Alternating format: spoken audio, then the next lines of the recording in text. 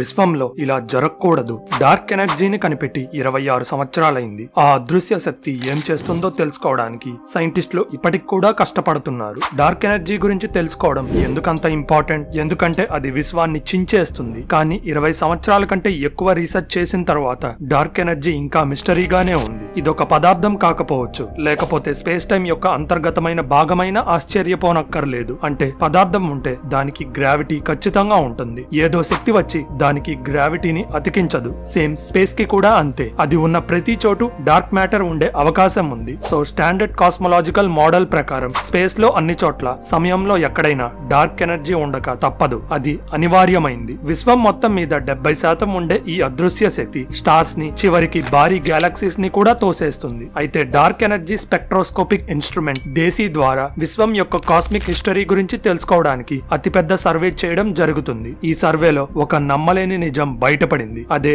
Dark energy సమయంతో పాటు మారుతుంది అని. ఈ వీడియోలో దేశీ కనిపెట్టిన గ్రౌండ్ బ్రేకింగ్ ఫైండింగ్స్, అసలు ఈ రహస్యం ఎలా బయటపడింది, విశ్వం గురించి మన థింకింగ్ ని ఇది ఎలా మారుస్తుంది, అండ్ కాస్మాలజీలో ఎలాంటి రాడికల్ చేంజెస్ రాబోతున్నాయో డిస్కస్ చేద్దాం. సో వీడియో ఎండ్ వరకు చూడడం మర్చిపోకండి. బేసిక్ గా దేశీ అంటే డార్క్ ఎనర్జీ స్పెక్ట్రోస్కోపిక్ ఇన్స్ట్రుమెంట్. అదొక టెలిస్కోప్, కానీ అంతకు మించి పనిచేస్తుంది. అమెరికాలో ఉండే నికోలస్ యు మాయల్ టెలిస్కోప్ లో దేశీ పరికరం ఒక పార్ట్. దీనికి ఎంత శక్తి ఉందంటే విశ్వాన్ని స్కాన్ చేసి నెలకోసారి దాని 3D మ్యాప్ ని తయారు చేస్తుంది. మిలియన్ల కొద్ది గ్యాలక్సీస్ పొజిషన్స్ ని గుర్తించి కాస్మోస్ యొక్క డీటెయిల్డ్ బ్లూ ప్రింట్ ని రూపొందించగలదు. ఈ మ్యాప్ లో కనపడే గ్యాలక్సీస్ అన్ని చుక్కలు. ఈ చుక్కల్ని కలిపి మ్యాప్ లా తయారు చేయడమే కాక దేశీ ఒక టైం మెషిన్ లా పనిచేస్తుంది. అంటే 11 బిలియన్ సంవత్సరాల వెనక్కి చూసి విశ్వం ఎలా సాగిందో చెప్తుంది. సో విశ్వం ఎంత వేగంగా సాగుతుందో దేశీ అక్యురేట్ గా చెప్పగలదు. అయితే ఈ టెలిస్కోప్ 11 బిలియన్ సంవత్సరాల వెనక్కి ఎలా చూడగలదు? దేన్నైనా చూడాలంటే మనకేం కావాలి? కళ్ళు. అంటే టెక్నికల్ గా కరెక్టే, బట్ కళ్ళలో పడే కాంతి వల్లే కదా మీరు మీ గర్ల్ ఫ్రెండ్ ని కానీ, సినిమాని కానీ, లేకపోతే సూర్యుడిని కానీ చూడగలుగుతున్నారు. విశ్వంలోనే అతి వేగంగా కదిలే కాంతికి కూడా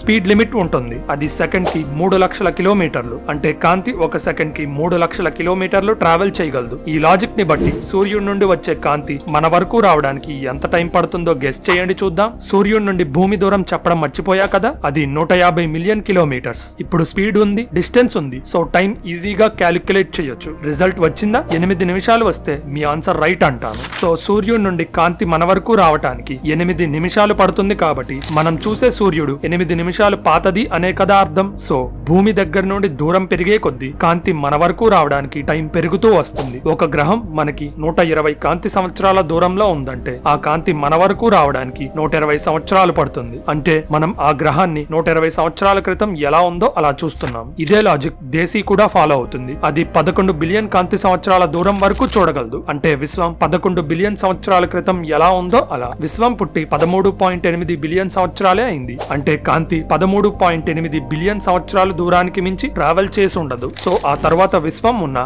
మనకి కనపడదు. హలో ఫ్రెండ్స్, మీరింకా ఇలాంటి ఇంట్రెస్టింగ్ వీడియోస్ చూడాలంటే ఛానల్ సబ్స్క్రైబ్ బటన్ నొక్కి బెల్ ఐకాన్ క్లిక్ చేయండి.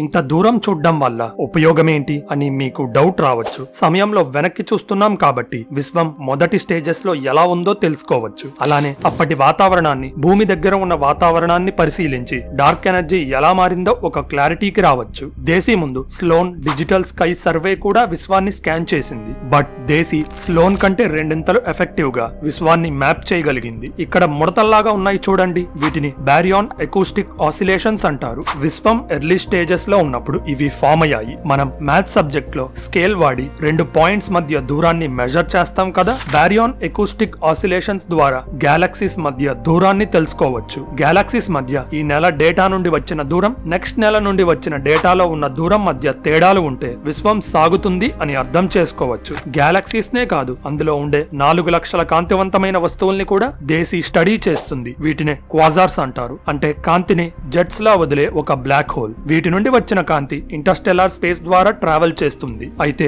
మధ్యలో ఉన్న వాయువు, దుమ్ము, మేఘాలు ఈ కాంతిని అబ్జార్బ్ చేసుకుంటాయి. అంటే ఆ కాంతి దేశీ వరకు రాదు. సో అక్కడ కాంతిని అడ్డుకున్న వస్తువు ఆకారం దేశీ మ్యాప్ లో ప్రింట్ అవుతుంది. ఇలా చేసిన దేశీ విశ్వం యొక్క అతిపెద్ద 3D మ్యాప్ ని తయారు చేసింది. ఈ మ్యాప్ ద్వారా 11 బిలియన్ సంవత్సరాల్లో విశ్వం సాగే రేట్ ఎంతవరకు మారిందో అర్థం చేసుకోవచ్చు. దేశీ నుండి వచ్చిన మొదటి రిజల్ట్స్ ని చూసి అందరూ షాక్ అయ్యారు. ఎందుకంటే ఇది వరకు అనుకున్నట్టుగా డార్క్ మ్యాటర్ ఒక కాన్స్టెంట్ శక్తిగా దేశీ సర్వేలో కనపడలేదు. ఇప్పటి వరకు విశ్వం యొక్క స్ట్రక్చర్ అండ్ ఎవల్యూషన్ ని అర్థం చేసుకోవడానికి లాంబ్డా సీడియం లేదా లాంబ్డా కోల్డ్ డార్క్ మ్యాటర్ అనే మోడల్ ని వాడుతున్నారు. ఈ మోడల్ ప్రకారం డార్క్ ఎనర్జీ అనేది ఎప్పటికీ మారని ఒక కాన్స్టెంట్ ఫోర్స్. అయితే దేశీ డేటా వచ్చాక ఈ కథంతా మారిపోయింది. విశ్వం సాగటానికి కారణం ఏంటో ఇప్పటి వరకు మనం మాట్లాడుకోలేదు. అయితే ప్రతి వస్తువుకి గ్రావిటీ ఉంటుంది అని చెప్పా కదా. సో గ్యాలక్సీస్ అంత పెద్ద వస్తువులకు ఎంత గ్రావిటీ ఉండాలి? గ్యాలక్సీస్ అంటే ఏవో వింత వస్తువులు కాదు. గ్రహాలు, స్టార్స్, దుమ్ము, గ్యాస్ మేఘాలు వంటి వస్తువులన్నీ ఒకటిగా కలిసి గ్రావిటీ ద్వారా కట్టుబడి ఉండి గ్యాలక్సీస్ గా ఫామ్ అవుతాయి.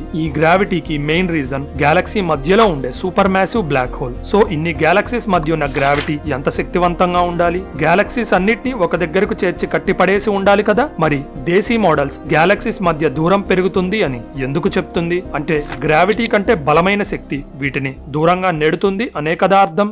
ఆ శక్తే డార్క్ ఎనర్జీ. అయితే ఈ గ్యాలక్సీస్ అన్నిటిని డార్క్ ఎనర్జీ దూరంగా విసిరేయటం లేదు, జస్ట్ గ్రావిటీని ఓవర్కమ్ చేసేంత శక్తితో తోసేస్తుంది. అయితే దీనికి కూడా ఒక ప్యాటర్న్ ఉంది. గ్రావిటీ కూడా చేరుకోలేని దూరాలకు వెళ్లి డార్క్ ఎనర్జీ గ్యాలక్సీస్ అన్నిటిని కనెక్ట్ చేసే ఒక తాడులా ఫామ్ చేస్తుంది. విశ్వాన్ని జూమ్ అవుట్ చేస్తే ఈ తాడులు కనబడతాయి. దీన్ని కాస్మిక్ వెబ్ అంటారు. ఒక పూలదండలోని దారం ఎలా అయితే పువ్వుల్ని కనెక్ట్ చేసి ఉంచుతుందో, డార్క్ ఎనర్జీ అనే కనపడని దారం గ్యాలక్సీస్ ని కనెక్ట్ చేస్తుంది. Lambda cold dark matter model ప్రకారం విశ్వంలో 68% డార్క్ ఎనర్జీ, 27% డార్క్ మ్యాటర్ ఉంటే 5% మాత్రమే మామూలు మ్యాటర్ ఉంది. అంటే పెద్ద స్టార్స్, బ్లాక్ హోల్స్, గ్యాలక్సీస్, మీరు నేను కలిపి మొత్తం 5% ఉంటామా? నమ్మలేని విధంగా ఉంది కదూ. ఈ మోడల్లో డార్క్ ఎనర్జీ అనేది కాన్స్టెంట్ గా ఉండి విశ్వాన్ని సాగేటట్టుగా చేసే ఫోర్స్. అయితే డార్క్ ఎనర్జీ ఎవాల్వ్ అయితే ఈ మోడల్ చెప్పిందంతా మారిపోతుంది. రీసెంట్ స్టడీస్ ని బట్టి చూస్తే డార్క్ ఎనర్జీ ఒక కాన్స్టెంట్ శక్తి కాదు, సమయంతో అది కూడా మారుతుంది అని తేలింది. లాంబ్డా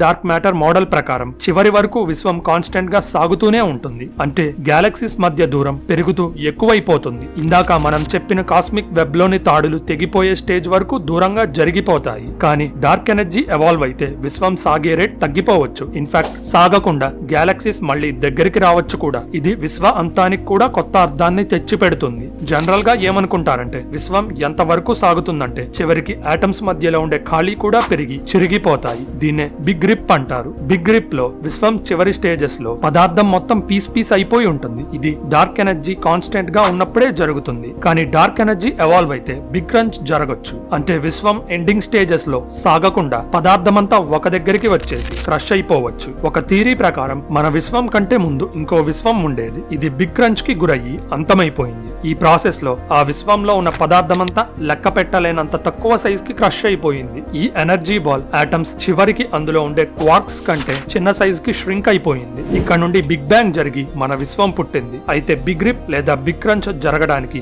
బిలియన్స్ కాదు కదా, ట్రిలియన్ల సంవత్సరాలు పడుతుంది. ఈ లోపల మనిషి బతికుంటాడో లేదో నాకు డౌటే. Big rip and big crunch గురించి పూర్తిగా తెలుసుకోవాలంటే ఈ వీడియో చూడండి. ఇలాంటి ఇంట్రెస్టింగ్ స్పేస్ ఫ్యాక్ట్స్ గురించి తెలుసుకోవాలంటే మన ఛానల్ సబ్స్క్రైబ్ బటన్ నొక్కి బెల్ ఐకాన్ క్లిక్ చేయండి. ఈ వీడియో అందరికీ రీచ్ అవ్వాలంటే లైక్ చేయడం మర్చిపోకండి. మీ సపోర్ట్ వల్లే ఈ ఛానల్ ముందుకు కదులుతుంది. So thank you for watching. This is your Phantom signing off. See you in the next one.